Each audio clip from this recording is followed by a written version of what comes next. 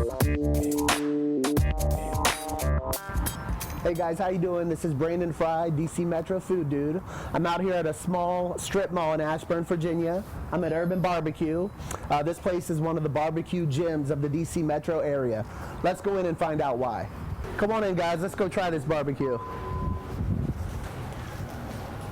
Welcome to Urban Barbecue. How's things going to you today? Going great. Good. What can I talk you out of besides your money? I want some brisket. Brisket we got. Okay, I'm back here with Greg. He's taking me through how they make their award-winning brisket here at Urban Barbecue. I see you putting a rub on there. Can you tell me a little bit about what we got going on here? Well, a good, for us, we sit there and we use a salt and pepper along with some other spices in our rub. And what is that? I'm just kidding. I don't want to give away and some other spices. Okay. Salt and pepper are our main ingredients. We sit there, we give it a good rub. As you can see, this is the way the brisket, when we get it, you can see the fat cap on here and all that. This is everything. We keep all this here because this is what's going to work its way down in through the meat. Because right down through, as you can see right here, this is where the actual lean part of the beef is. Now let me ask you something. I've been to Kansas City, I've been to Texas. Does everybody leave that fat cap on there, or is this something special that you guys do? Most barbecuers, most smokers leave it on. Okay. Because the whole purpose is to sit there and allow that flavor, the juices, and everything to work their way down into the tougher part of the meat to make it nice. Now, do you do anything with that fat cap when it's done? Yes, we'll sit there and actually the fat cap, we sit there and work out there's actual meat in the fat cap as well. We trim out all the excess fat. Okay.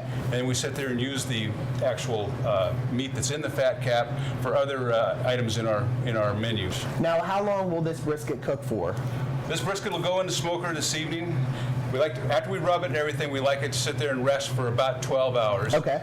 Then it's going to go in the smoker around 10 o'clock tonight. Okay. And it'll come out around 10 to 11 o'clock tomorrow morning. Okay. And how many of these do you guys go through a day? It all depends on what day of the week it is. And we have different peaks and flows as far as customers go. But we go through probably around 6 to 8 a day. Okay. Do you guys sell more brisket, ribs? What's your biggest seller here? Boy, it's even across the board. Our chicken is incredible because we brine it for at least 24 to 48 hours before we put it on the smoker. Our pork butts, same thing. We sit there and we give them a good rub down, and again, they rest for about 12 to 24 hours. Then they go in the smoker as well, and they smoke for about 12 to 12 hours. Okay. It's across the board. It's just what people want. Hey, that looks like a lot of fun, you rubbing the meat. You have any extra gloves? Maybe I'd like to give it a rub. I tell you what, I'm sure it would love to get a good massage from you. And after 12 hours of smoking, it's time for the briskets to appear. That's what they look like after. So after our brisket come out, that's just one of our many smoked meats that we provide at Urban Barbecue. And we always cut our brisket per the customer's request, not at the time of, not ahead of time. Some people will sit there and cut it and soak it in barbecue sauces and everything. We like to think that our meat can stand on its own, so we're going to cut it to order, and it's going to hopefully be tasty and not even need any barbecue sauce, but we got it if you want. Now, do you cut your brisket thin, or do you cut it thick Texas style? We don't cut it thick. We like to cut it, but I wouldn't say I've seen what you're calling thin, and we are kind of somewhere right in between. But if we have a customer that does like a thick piece, you'll do it. Then we will absolutely do it. As far as your brisket, what I've noticed is your brisket doesn't have as much fat intertwined into the meat. Why is that? Is it a better quality product? As you remember, when we were preparing the meat to go into the smoker, we don't trim anything off. The whole thing goes. Okay. Now, when we start preparing the cutting and everything else, that fat cap does come off, and what you get is just a lean piece of meat, hopefully flavorful, hopefully moist, and ready to go. Okay. Why don't we slice it up and see what's on the inside there?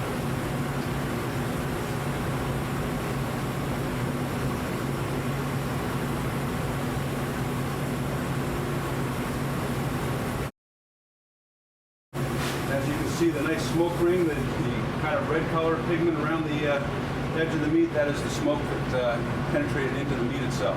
And what kind of wood do you use to do the smoking? We use local wood, which is mainly oak and hickory. Okay.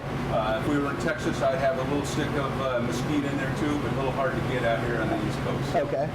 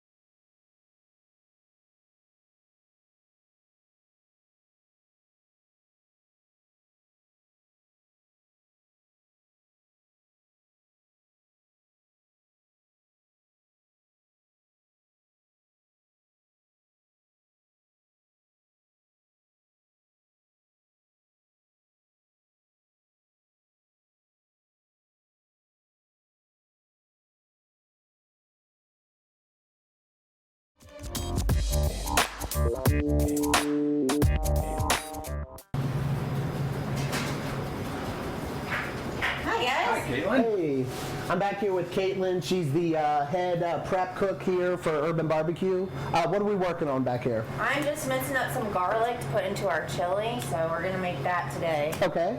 I'm just gonna combine the garlic with the green peppers and the onions, and then I have my pot on the stove here, and I need the submerged blender. All right, so now what are we mixing up here? So we're making chili. I have the oil in the pot. I'm gonna Okay. add the garlic, the green peppers, and the onions. Okay. You just hear that sizzle. Let me take a look at that.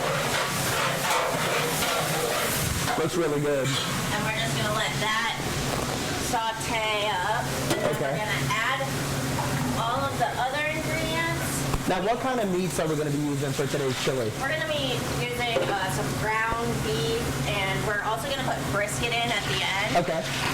We just got some tomato juice right there. We're gonna use this fresh cilantro.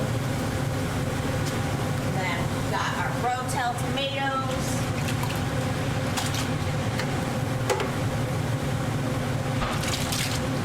Now, how much chili is this one batch going to make?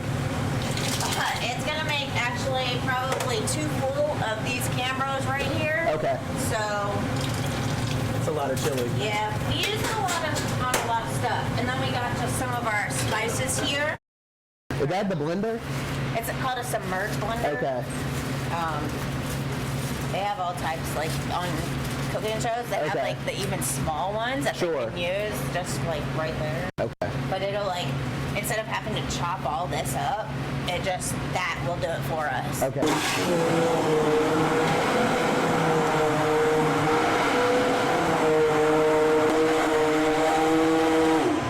You can see how it mixed all the stuff up for us. And if you want to keep on mixing,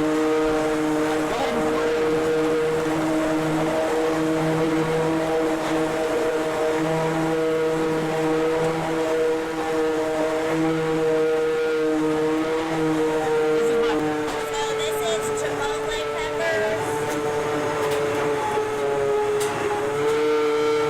And just some stuff to thicken up the chili. All right, guys, this is my first time ever making chili. It's pretty fun. Does this get poured in the pan? We actually do the meat first. And Okay. that's gonna take just a little bit to get that Okay. brown. All right, guys, I'm back here. I'm gonna give the chili a little stir. They make enough chili here that I need a boat or to stir it. That's how much chili we got going on here. So I'm gonna stir it up a little bit. Got a bunch of spices in here, some oil. Smells really good. So what are we throwing in next here? Are you ready for some ground beef? Let's do it. All right. Good. So you guys want me to stir it up? Keep stirring. Yep. All right. So what kind of ground beef we using here? This is a good 80-20. 80-20, okay.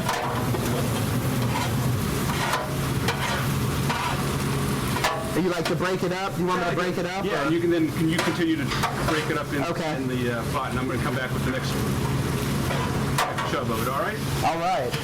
Here you go, Caitlin. Thank you. Thank you very much.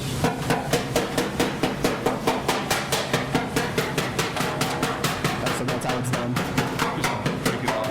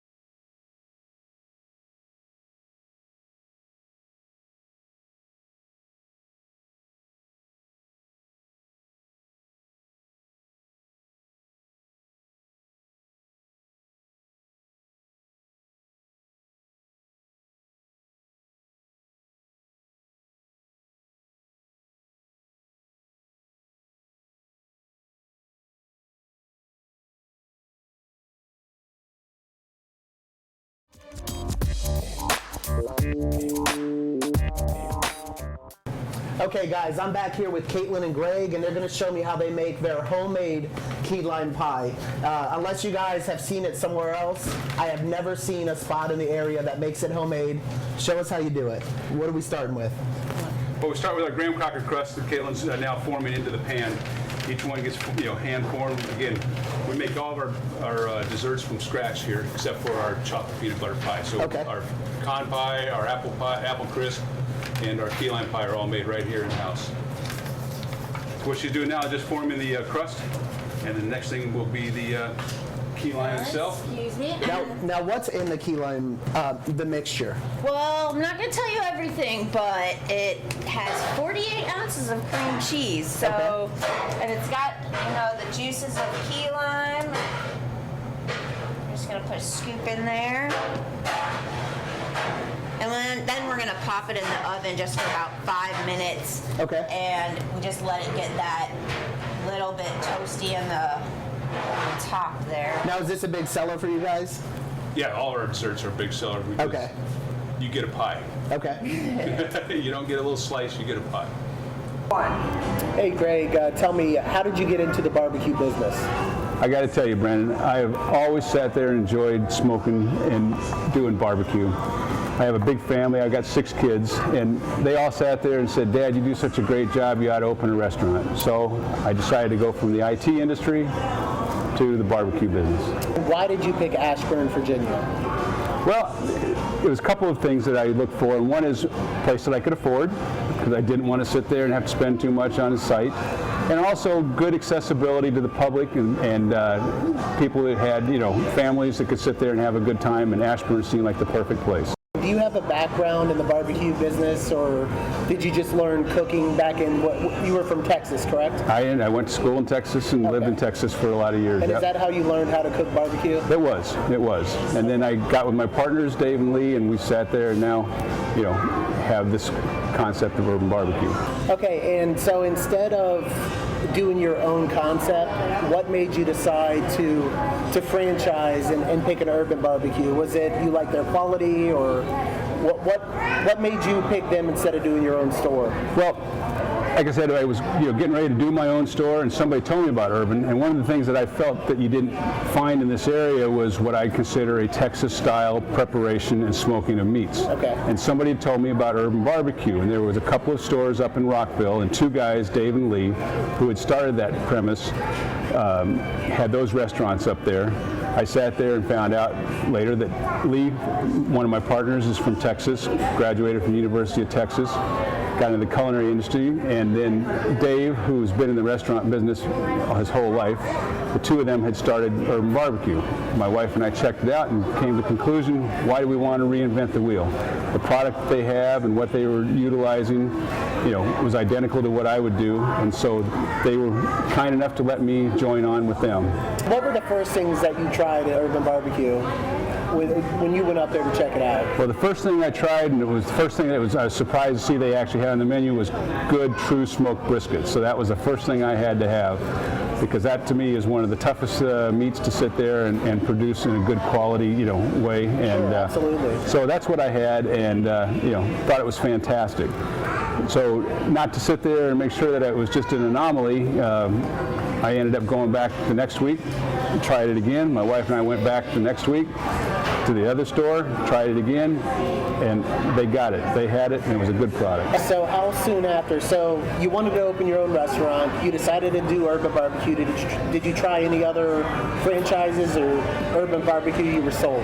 No, I was sold because, like I said, none of the other barbecue places, and I did not know about Urban at the time, to me did the barbecue the way I enjoy it, and that was, more like a Texas, like I said, a Texas style. So that was the reason why I was going to do my own. That's why I was encouraged by my family to do my own, was to sit there and be able to provide a product that was different from what you got from the Carolina styles and everything else that's in the area. After you opened the store, what was the response? Did it take off well? Oh, it did. It did. The word of mouth was great. The people that it's amazing how many people live in Maryland and actually work down here, and vice versa. Because I get people in here going, "Oh, it's so great to be able to, I work in Maryland and go to the Rockville one, but now I can come here in the afternoons or evenings and have dinner, and it's great." Yeah, because I can tell you from experience that barbecue in Loudoun County definitely light years behind. Like I had told you, I've been to Kansas City. I've eaten barbecue in Texas. I've eaten it in Memphis, and I could never find a place that even came close.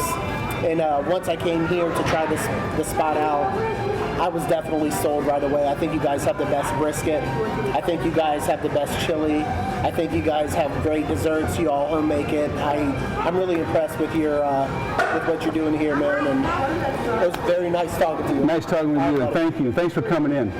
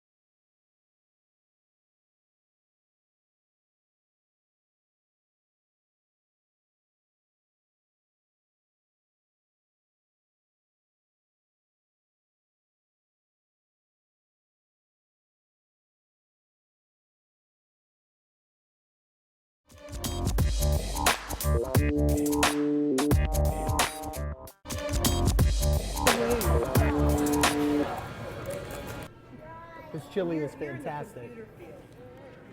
What do you do? All right, I'm trying the brisket again. Last time it was amazing. Let's see how it is this time. A little bit of their homemade sauce.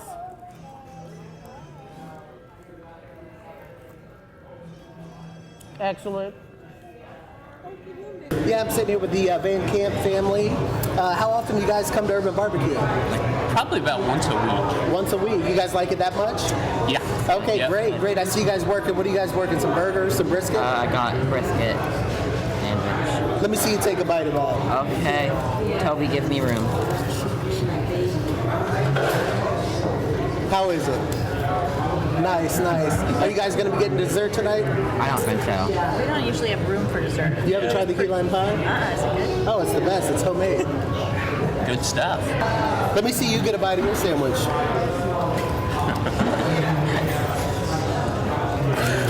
Nice. Very nice. How is it? Good? Can I have a bite? No? All right, I'm sitting here with Lisa, Terry, and Dave. From what I hear from Greg, you guys are basically here almost every night. Tell me, what are you guys working on tonight? I see you working on some ribs. I think I'm a little late. Half rack's gone. Dusty. How often do you come for the ribs? Actually, this is my third or fourth ribs, but all the other stuff I've gone to the other. What do you guys normally get when you come here? Depends on the night. I get the pork sandwich. Okay. What are you guys working on tonight? This is the barbecue chicken tortilla salad. Okay. Is And it I good? have the same. It's Excellent, huge. excellent, yes. It is huge. That's why I took another boat so I could divide it and not make a mess. And how often do you guys come here a week? I don't know, a week? Every couple of weeks. Oh, okay. Because like I said, Greg told me you guys are here almost every night. So. So how are the ribs? Ribs are really good.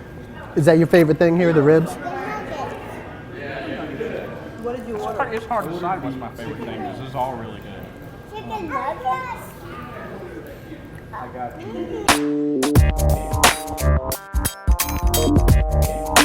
you.